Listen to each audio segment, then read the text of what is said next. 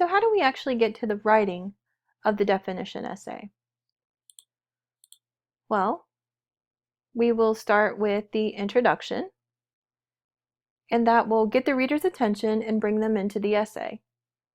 We'll give them context and indicate if this is a memory, a conflict, what we're going to try to establish and do in the definition essay.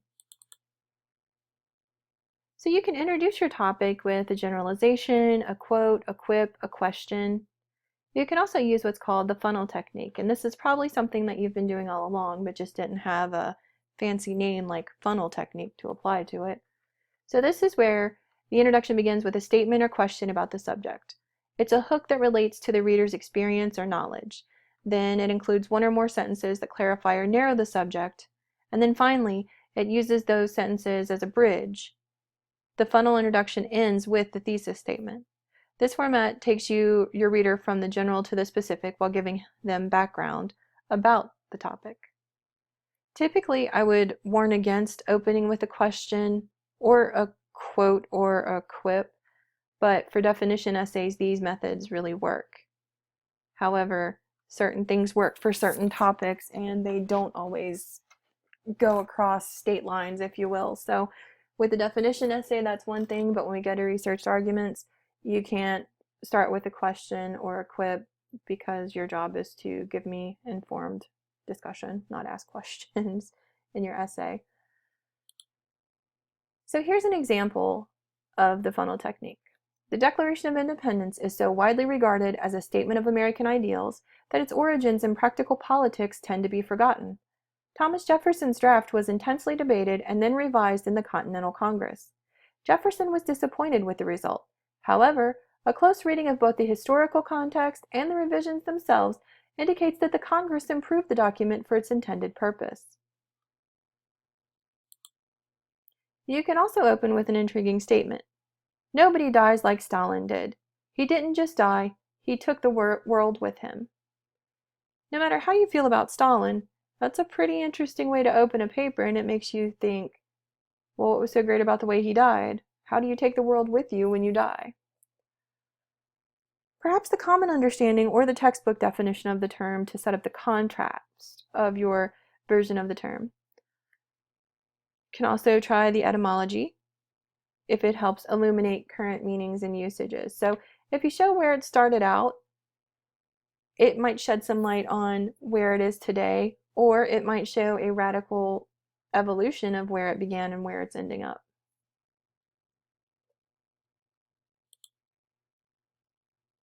In your introduction, you can maybe start with an interesting and relevant quote. So if you were to define the word music, you could refer to the following quote from the opening scene of Shakespeare's Twelfth Night. If music be the food of love, play on. Give me excess of it, that, surfeiting the appetite, may sicken and so die. Then you would go on to say, Shakespeare suggests that music is the food of love, and most of us would agree with him. You can also contrast what the term is not. You can describe the special quality of the term that contrasts it with the rest of the class, and the three traits will serve this purpose, and then your last sentence equals your thesis. So, for all you people who are clamoring for a formula, and this would be the math type people, I have great respect for you, but I am not a math person, and writing is typically not formulaic. So this is the one time that you will actually get a formula. So here you go. Term plus class plus three characteristics. So for example, a flibbergibbet. Flibbergibbet is kind of what we would call an airhead today. It's a very old term. A flibbergibbet is a person who is silly, scatterbrained, and garrulous. So the term that the person is defining is flibbergibbet. The classification is a person. And then the three characteristics are silly, scatterbrained, and garrulous. Another example, love is a fleeting emotion that results in pain, temporary insanity, and hate. So love is your term, emotion is your class, and then pain, insanity, and hate are your three characteristics. It's clearly a very positive person there.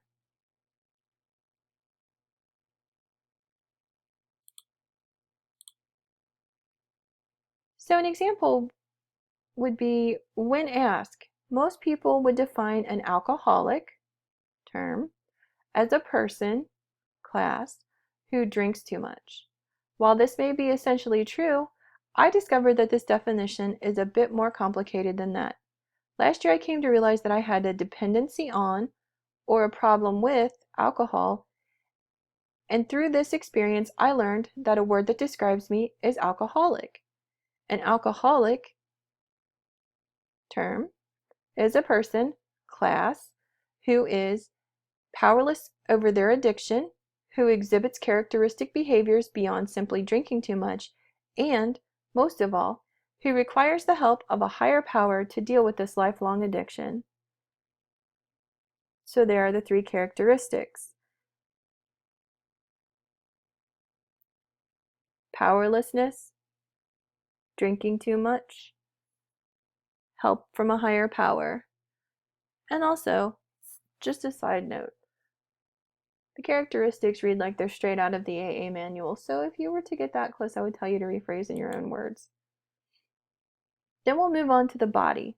So here we should proceed paragraph by paragraph to refine the characteristics or qualities of the term being defined. You should include as many previously mentioned defining strategies as necessary to adequately fulfill your purpose. So if you were writing about alcoholism, you would start with powerless over his or her addiction and refine it using whatever method we had talked about previously, like compare and contrast or cause and effect, whatever will work best in your mind to get that point across from us. You might think about moving from general to specific and arranging your points in order of increasing importance. You can begin with a personal experience and show how your definition operates in your environment. For our purposes, unless you're writing about a word that personally describes you, this part won't fit because we'll be writing in third person, and third person doesn't involve I, me, us, we, they, them. You'll have to take a step back and find a different way to get it across. But if you're talking about a word that describes you, well, there's no way to do that without using that term in personal experience. So some characteristics of the body of the paper. Some people have a hard time understanding the concept of characteristics or traits, especially if you're dealing with something kind of abstract. You might think of characteristics in medical terms, like the DNA or the genes of a person, or the symptomology of a condition as symptoms. For example, what are the symptoms of love? What are the symptoms of an ill person?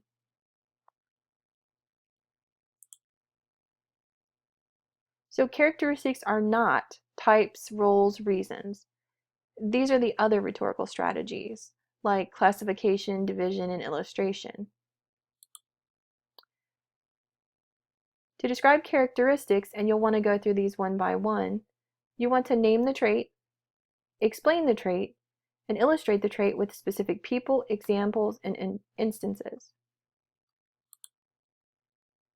Support your statements using other writing modes you've learned or at least know of, and if you don't, they're in your book.